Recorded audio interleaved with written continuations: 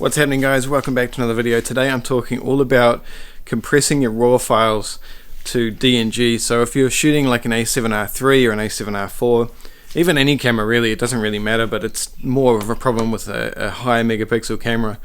Lately I've been looking at compressing files with a DNG converter. Before we get into this, I bought the Dotphoton software, so they didn't pay me to do this. I haven't even spoken to them about it. They don't know I'm doing a review or anything like that. I'm just doing it because I really want to save some time and some space, and you guys know if you've been following on my channel for a while that I'm definitely a big fan of doing things faster. So if there's something that's going to help my workflow, I'm going to try it out and let you guys know what I think. On a quick side note, my other channel is almost ready to go.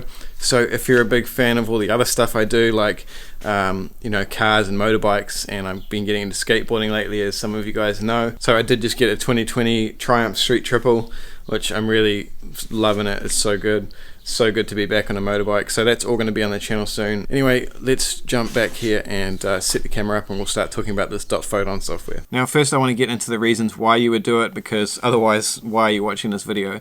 So for me personally, I'm shooting the Sony A7RIIIs in compressed RAW, and each file I'm taking is about 43 to 45 megabytes each file. It's not a deal breaker. I've never had a problem with speed in the past. I'm using really good computers.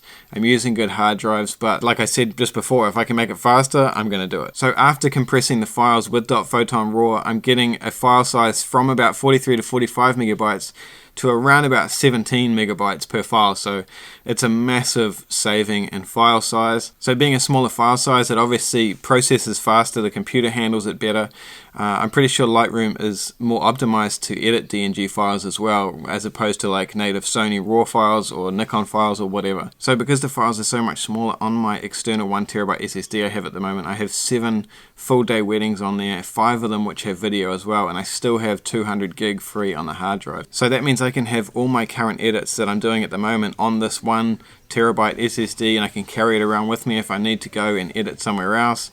I don't have to have multiple hard drives or buy really expensive larger hard drives, which is a real bonus for me. It's now also a viable option for me to upload everything to Dropbox, so I'm only uploading my current edits. Everything that I haven't done yet, you know, in case something happens and I lose my hard drive or whatever, I have everything uploaded to the cloud, so I can just download it all if I need to. Now that's photo and video, remember. So at the moment I have all those photo and videos from those 7 current wedding edits that I've got going up on the Dropbox. I only have a 2TB storage plan, and I'm not even anywhere near 40% uploaded, so I still have a whole bunch of space on my Dropbox as well. I don't need a big really expensive plan or anything like that, and uploading them is really fast, so I can go to bed at like midnight after a wedding.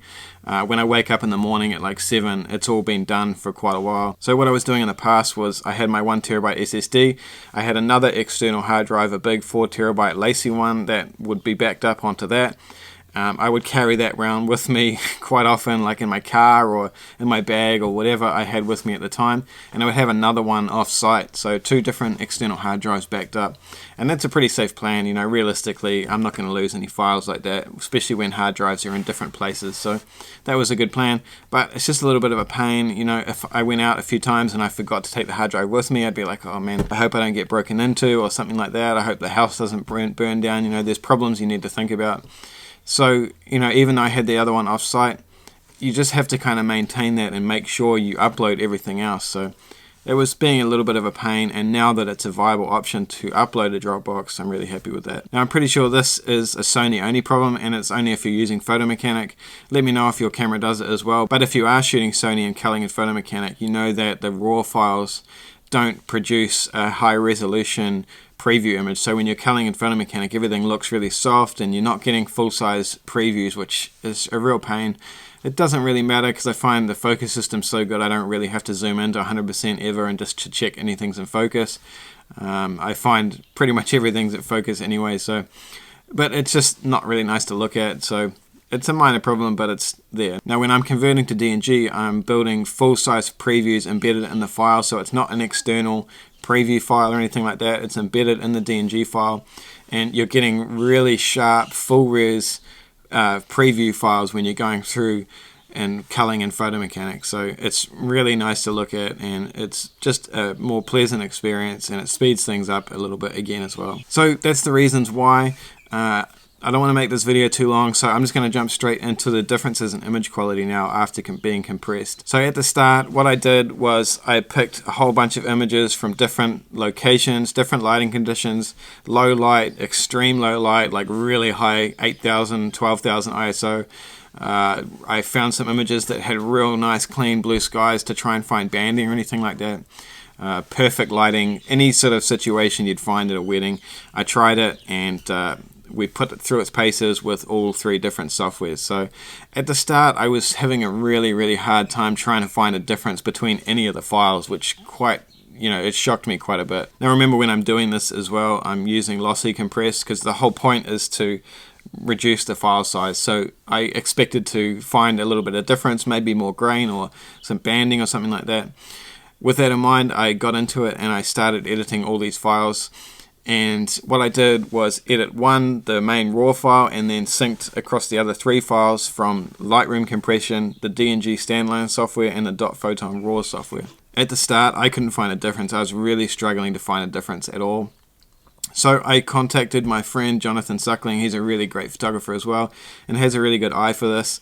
I gave him a link to the Dropbox folder of all these images and said, you have a look at them, find out for yourself, you tell me if you can see any differences. Now in the end, Jono did find a little bit of a difference, but for me it was really hard to find. So he actually sent me a video flicking between the 2 different files on his computer, and then I could see the difference. I still maintain that it's a minor difference. He's definitely fussier than I am, which is a good thing. So, to really get down to it, we want to know what the truth is. And we could see a difference. So at 100% or higher, you can see the grain is a little bit blockier. That's the only real way I can describe it. I'll put some files in the description. You can download them yourself and have a look for yourself. Saying that, with Lightroom and Adobe DNG, it's not as much of a difference as you would think. And, I didn't see any banding. I didn't see anything like that. It was really just that kind of blockiness when you zoom right in. Now with the DotPhotonRAW software, we literally couldn't find any difference between the full-size RAW files and the 17 megabyte compressed files from the DotPhoton software. It's identical. There's no loss in quality that we could find at all. We looked very hard, up to 200%, trying to find a difference, and we could find nothing.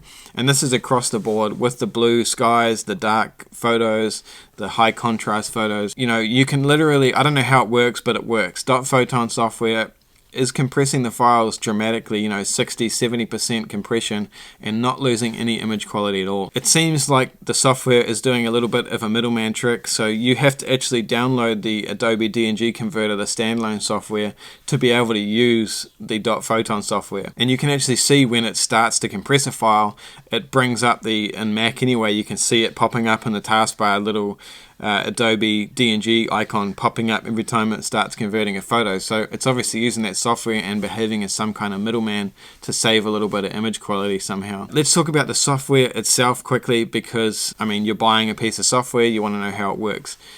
It is a little bit buggy. I'm finding on the Mac software, I'm on the latest version of software in 2020 with my iMac Pro, and every time you open the software you get one warning, and every time you start converting you get 2 warnings you have to click through, and then it starts doing its thing. So it's not like a temperamental thing, it's coded in, and maybe it needs to be updated with the new Mac OS. It's there, it's a little bit of a pain, but it still works. So every time I do find it works, and I'm not having any issues with that. The interface is fine. It definitely looks better than the Adobe DNG software, but essentially it's doing the exact same thing. In terms of speed, DotPhoton and Adobe DNG standalone converter were about the same speed. Sometimes I could make Adobe work faster, and sometimes DotPhoton was faster. The difference with Lightroom was definitely slower, but saying that, you can do this process after you've already created your catalog and edited photos and not have to lose any edits or anything like that, which is a bonus. But for me personally, what I'm doing now, my process is coming home from the wedding, putting everything onto my desktop, all the images in a folder. I'm then compressing them. It takes about 40 minutes or something like that to compress the whole folder of images, anywhere between 3,000 and 4,000 images, if it's like a 10-hour wedding with 2 photographers. And then once that's done, I'll upload all the RAWs to Dropbox and build the catalog. So before I've even created the new catalog for each wedding, everything's already DNG. Importing them from there is just per standard. Now I know a lot of people in the comments are going to say, oh, you're using an A7RIII and then compressing everything, and it's like, what's the point? Well, this is just what I want to do, so you can do whatever you like. It's a free world. So I hope that helps you guys out if you've been looking at something like this or you haven't even thought about it. Hopefully this video gives you something to think about. Watch out for the new channel that's starting up soon. Keep an eye out. Thanks for following, and I'll see you in the next video soon.